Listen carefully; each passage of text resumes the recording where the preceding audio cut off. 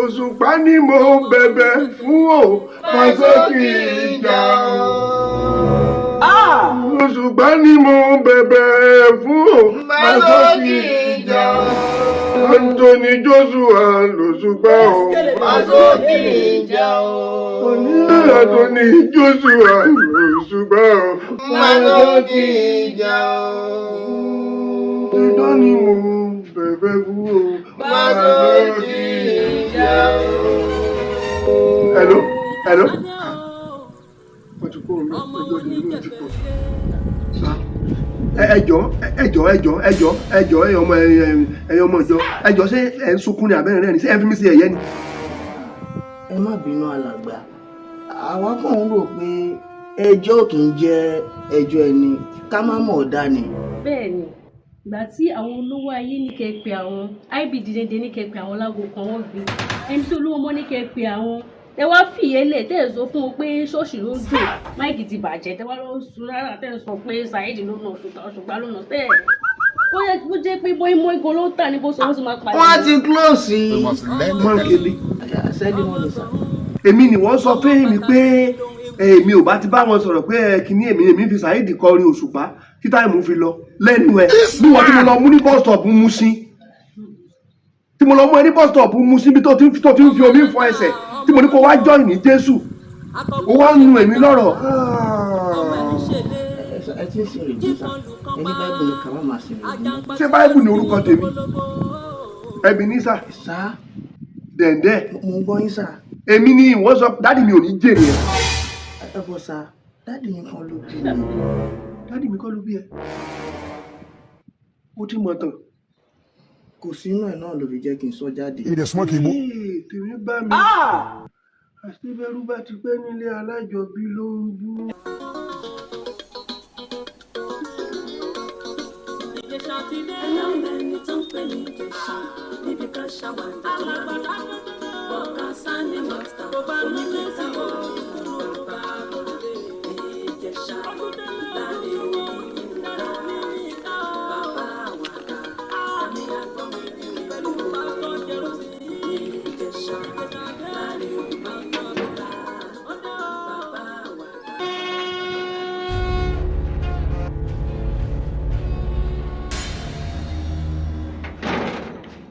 Ìjẹ̀ṣadé o ọmọ wọn ní jẹ̀fẹ̀ ilé ọmọ gbọ́n. Olúwa ẹ̀mí ni mo béèrè fún o ẹ̀mí ni mo béèrè o ẹ̀mí ni mo béèrè fún o ẹ̀mí ni mo béèrè o àwíjàre màmá kọ́ o ẹ̀mí ni mo. Well done, sorry, Oba. You're welcome. Olusho, take her easy, I beg. Don't touch me, don't touch me. No, I'm not touching you. Now, Aruwe say, make we come your place. Who is Aruwe? Aruwe. Arubo? Aruwe, Chairman Mushin local government. Oh, Oluomo. No. Now then they call now Oluomo of Mushin. Shebi na that Aruwe where they do everything for people. They do Okpo, they do Mushin well. Baba, I also enjoy what Aruwe they do. I know him na good chairman now. His name don't spread everywhere. So what is the matter? Hey, Baba, this Pikin, me and her, now you can't remember. Papa, Mama don't die. That's why it be. At the trainer. Nah. No, small Pikin. Where is the trainer? At the trainer. Primary school, secondary school, university. Wetin happen? Baba, nothing happen. You see, nothing happen. Come, something do am. I don't remember. You bring somebody here. You take inside church. You say nothing don't do am. Something don't do am. Wetin do am? Baba, you see, as it dey so, no fit talk. He no dey talk since dem born now.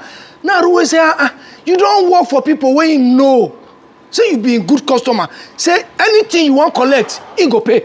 That's what talk am.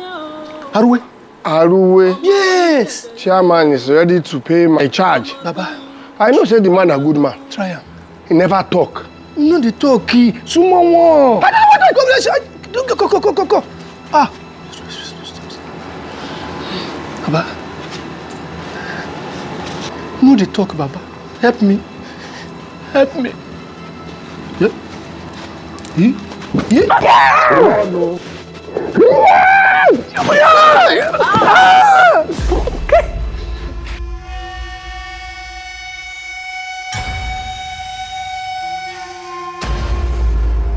Papa, what deliverance now? Your deliverance too hard. You don't do okay. You don't do okay. Bring my money. Feli? Papa! Papa! Èmi ni mo bẹ̀rẹ̀ fún o, èmi ni mo bẹ̀rẹ̀ o.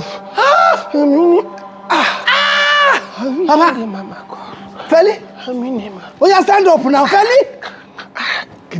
Feli? Baba! I dey use me. Feli don't die. Feli don't die. You don't repeat again now. You know. He don't die. Person when you tell me say she no fit talk, he go first collapse, go come wake up. She go begin dey talk. Baba, this one no breathe again. He no breathe again. Jesus Christ. Speaking deaf. Just to make him talk. He take deliverance, kill him, abi. What? Don't tell me say I kill him. You bring this guy for Jesus. Now only spirit, now in the work. Make you wake him now. Make you wake him. Wetin be her name? Feli.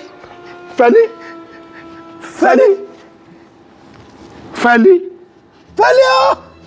Baba, Feli don't die, yo. Feli. Hey, Baba, you don't kill Feli. Baba, you don't kill Feli. No be me kill Feli. Finally, you don't kill Feli. Oh. Jesus he kill Feli. Baba, Omo. make Jesus wake up. You go carry am go another place. Now here I go die. You carry Ogbanje come here. I don't dey do this job. But if I'm not a professional, why Aruwe go say make you carry person come meet me? I beg, come out. Baba, I go sting you like scorpion. Wait. I go sting you like scorpion. Me Alagba Sakete. Oh gosh, Abada. The son of Ifa theology. Let me tell you. Don't try nonsense here. The police go kill you. Shall you say you had no correct? If I bring police now, the police go kill you. Now me go borrow them gun, they will take fire your Don't head. bring police here. If you want to arrest anybody, go and arrest only spirit. Police go touch you. If I come back, you cannot touch Omolofin. go cry. Me. Baba, Me. you go suku. Me running. For your language, you go suku. You are lying. Omije go come out for your hand. You are lying. You go wait for me at the come. Baba, if you run, I go catch you. Hi!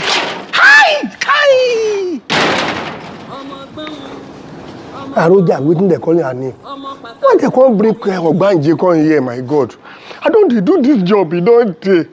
Now you can't die here, tori Olohun. They say you know they talk before he die. Even the person won't wake her now. I go.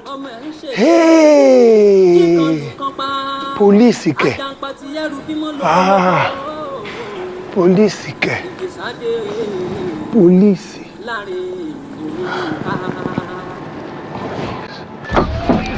Yes, sir. We're there right now. We're moving to see the criminal.